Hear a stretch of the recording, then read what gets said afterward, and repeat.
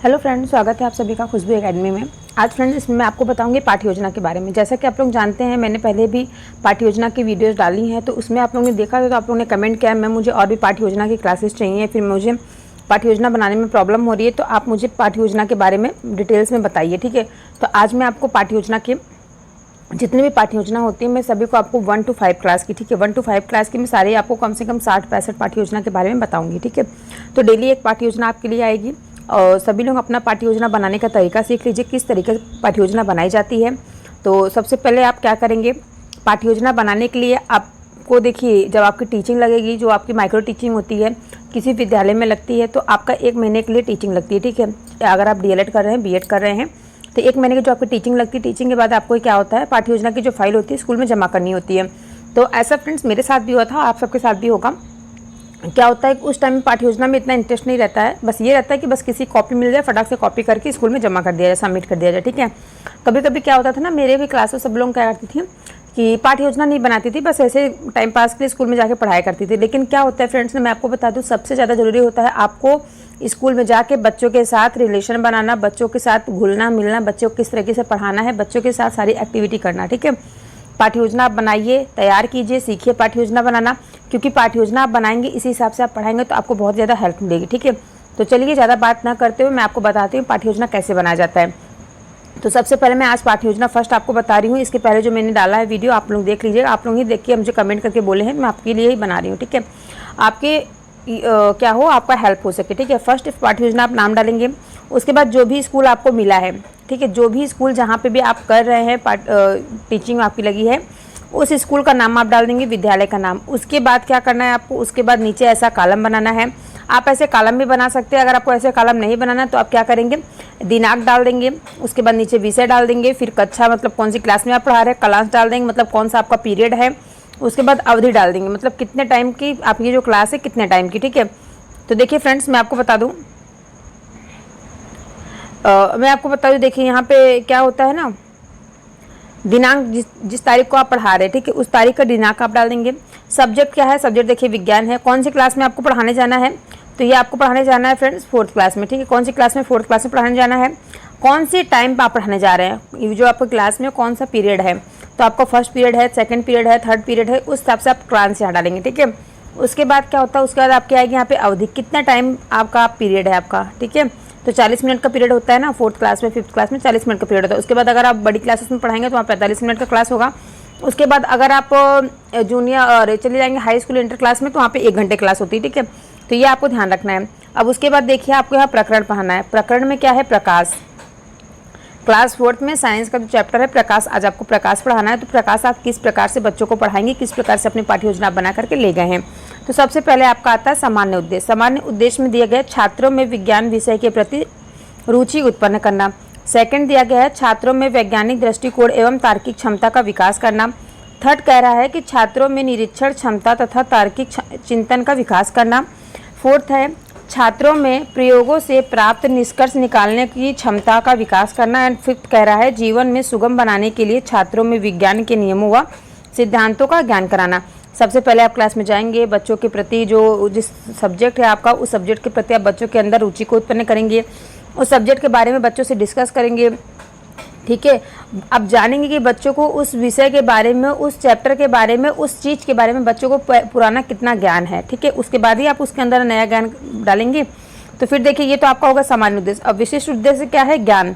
First topic रहेगा आपका ज्ञान, सेकंड बोध, थर्ड आपका रहेगा अनुप्रयोग, फोर्थ रहेगा सृजनशीलता। तो ज्ञान में देखिए क्या कह रहा है, ज्ञान देखिए फर्स्ट पॉइंट रहेगा छात्र प्रकाश की परिभाषा दे सकेंगे। सेकंड कह रहा है ज्ञान में कि छात्र प्रकाश के विभिन्न स्रोतों की पहचान कर सकेंगे। ठीक है, बोध में क्या है, छात्र दीप्ति तथा अदीप्त वस्तुओं की व्याख्या कर सकेंगे। बच्चों को जब टीचर ने बताया कि दीप्त और अदीप्त वस्तुएं क्या है, तो बच्चे क्या करेंगे, उसके बारे में बता सकेंगे। उसके बाद है अनुप्रयोग, बच्चों को उसका प्रयोग करके छात्र दीप्त तथा अदीप्त वस्तुओं में विभेद कर सकेंगे। उसके बाद आता है आपका सृजनशीलता। सृजनशीलता में क्या है, छात्र प्राकृतिक प्रकाश स्रोत तथा कृत्रिम प्रकाश स्रोतों की गणना कर सकेंगे। ठीक है, इतना आपका बन गया फर्स्ट पेज पाठ्य योजना का। अब पाठ्य योजना जो फर्स्ट है, इसका सेकंड पेज में क्या आपको लिखना है, देखिए आप शिक्षण विधि डालेंगे। शिक्षण विधि क्या है, छात्रा अध्यापिका हैं तो छात्रा अध्यापिका डालेंगी, अगर आप बॉयस हैं तो छात्र अध्यापक डालेंगे। ठीक है, अब बात होगी छात्रों को प्रकाश तथा प्रकाश स्रोतों के बारे में प्रश्न उत्तर विधि समझाएंगी।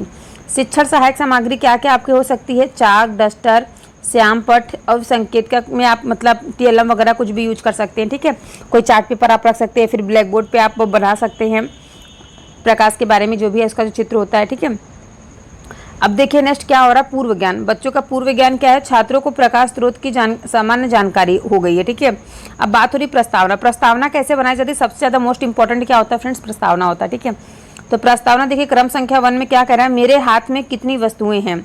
टीचर पूछ रहा है, छात्राध्यापिका जो है उसकी क्रिया क्या है और छात्र क्या क्रिया दे रहे हैं। कोई सामान अगर टीचर लेके अपने हाथ में बच्चों से पूछता है तो बच्चे उसका उत्तर देते हैं 2 चीज़ें। ठीक है, क्योंकि चार्ट और मोमबत्ती दिखाकर जो टीचर है ये 2 चीज़ें दिखाकर के बच्चों से पूछ रहा है। सेकंड क्रिया कर रहा है कि इन दोनों में क्या कहते हैं, इन दोनों को क्या कहते हैं। तो बच्चे बता रहे हैं, एक को चार्ट कहते हैं और दूसरे को मोमबत्ती कहते हैं। ठीक है, सॉरी फ्रेंड, चार्ट नहीं, यहाँ पे टार्च होगा, थोड़ा सा यहाँ पे गलत हो गया, आप लोग सही कर लीजिएगा, टार्च होगा। नेक्स्ट देखिए तीसरा कह रहा है, हमें इनसे क्या मिलता है। तो बच्चे क्या करें, प्रकाश। अब देखिए टीचर ने क्या पूछ लिया कि प्रकाश किसे कहते हैं। तो अब बच्चों के अंदर क्या आगे समस्या उत्पन्न होगी ना, तो बच्चे नहीं बता पाए क्या होता है प्रकाश, तो बच्चे क्या सोच रहे हैं। ठीक है, अब उद्देश्य कथन क्या है, छात्र आज हम लोग प्रकाश तथा प्रकाश स्रोतों के बारे में अध्ययन करेंगे। तो चलिए अब हम इसके बारे में अध्ययन करते हैं और बच्चों को समझाते हैं। ठीक है, ऐसे आपको भी पढ़ाना है, ऐसे आपको भी टीएलएम बनाना भी मैं आपको सिखा दूंगी, ऐसे ही आपको बनाना है। ठीक है, अभी देखिए इसके आगे क्या बात हो रही है, इसके आगे देखिए आपका प्रस्तुतिकरण। ये थोड़ा सा बेटा टफ होता है। ठीक है, ये सबके लिए थोड़ा टफ रहेगा, तो आप लोग थोड़ा सा यहाँ पे ध्यान से देखिएगा।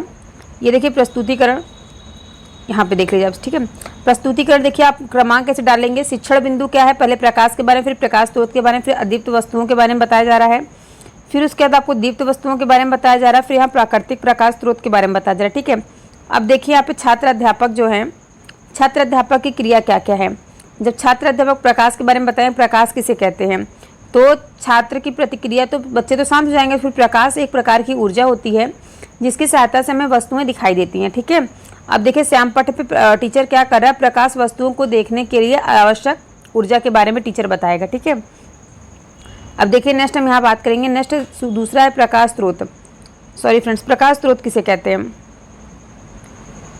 प्रकाश स्रोत यहाँ पे देखिए आपका दिया गया, प्रकाश स्रोत किसे कहते हैं, तो जो वस्तुएं प्रकाश उत्पन्न करती हैं उसे प्रकाश स्रोत कहलाती हैं। जैसे कि प्रकाश उत्पन्न करने वाली वस्तुओं के बारे में टीचर बताएगा। नेक्स्ट यहाँ देखिए बात हो रही है, अदीप्त वस्तुएं कैसे कहते हैं, दीप्त वस्तुएं कहते हैं, प्राकृतिक प्रकाश स्रोत किसे कहते हैं। तो ये देख लीजिए आप लोग, ऐसे बना लीजिएगा अपना टीएलएम। और एक सेकंड फ्रेंड्स, थोड़ा सा आपको क्लियर हो जाए, ये देख लीजिए आप लोग, क्लियर दिख रहा है अभी। मैं इसकी पीडीएफ आप लोगों को दे दूंगी। ठीक है, तो देख लीजिए ऐसे बनाया जाएगा, ऐसे आप लोग मिला लीजिएगा। ठीक है, और यहाँ पे देखिए टीचर भी बता रहा है, श्याम पट्ट पे कार्य बच्चों को दे रहा है। अब इसके बाद देखिए यहाँ तक का तो आपको कंप्लीट हो गया। इसके बाद क्या होगा, श्याम पट्ट सारांश। श्याम पट्ट का सारांश दिया जा रहा है, प्रकाश जो है वस्तुओं को देखने में सहायता प्रदान करने वाली ऊर्जा होती है। प्राकृतिक प्रकाश स्रोत क्या क्या होता है, सूर्य, तारे, जुगनू आदि, ये सभी क्या है, प्राकृतिक स्रोत हैं। अब देखिए दीप्त वस्तुएं क्या होती है, अदीप्त वस्तुएं क्या होती है। दीप्त वस्तुएं जैसे फ्रेंड्स टार्च हो गया, सूर्य, मोमबत्ती आदि, सभी क्या है, ये सभी दीप्त वस्तुएं। अदीप्त वस्तुएं क्या है, जिससे मतलब प्रकाश नहीं उत्पन्न हो सकती, जैसे मेज, कुर्सी, बेंच, इन सभी से क्या प्रकाश उत्पन्न हो सकता है, नहीं ना। अब नेक्स्ट है निरीक्षण कार्य। जो अच्छा अध्यापिका है वो निरीक्षण कार्य करेगी। छात्राध्यापिका छात्रों को श्याम पट्ट सारांश अपनी उत्तर पुस्तिका में उतारने को आदेश देगी और घूम घूम कर बच्चों का क्या करेगी, निरीक्षण करेगी। ठीक है, देखेगी बच्चे क्या क्या कर रहे हैं, तो उसको निरीक्षण कहा जाएगा। नेक्स्ट यहाँ पे दिया गया है पुनरावृत्ति कार्य। रिक्त स्थान देगी, उसके बाद देगी बच्चों को इसको पूर्ति करने के लिए। ठीक है, इसको मतलब पहले क्या क्या टीचर ने इसको काम दिया, बच्चे इसको क्या करें, अपने कॉपी पे नोट करेंगे, उसके बाद पुनरावृत्ति कराएंगी। ये ऐसा क्वेश्चन दे करके बच्चों को देंगी, इसको क्या करेंगे, नोट्स करेंगे बच्चे। ठीक है, इसके बाद क्या होगा, इसके बाद देखिए, इसके बाद यहाँ पे बच्चे को गृह कार्य दिया जाएगा। ठीक है, बच्चों को क्या दिया जाएगा, गृह कार्य दिया जाएगा, घर से करके लाने के लिए। क्या गृह कार्य दिया गया है, अपने घर में प्रयोग में लाई जाने वाली दीप्त अदीप्त वस्तुओं के नाम लिख के लाइए। ठीक है, तो इससे बच्चे क्या करें, खोजबीन के माध्यम से बच्चे सीखेंगे और बच्चों को जो ज्ञान में वृद्धि होगी। ठीक है, तो आई होप आप सभी को क्लास अच्छी लगी होगी। तो आप सभी लोग प्लीज़ वीडियो को लाइक शेयर सब्सक्राइब कर दीजिएगा। हम मिलते हैं आपसे नेक्स्ट क्लास में। ठीक है, और बताइएगा जरूर कमेंट करके आपको पाठ्य योजना कैसी लगी। ठीक है।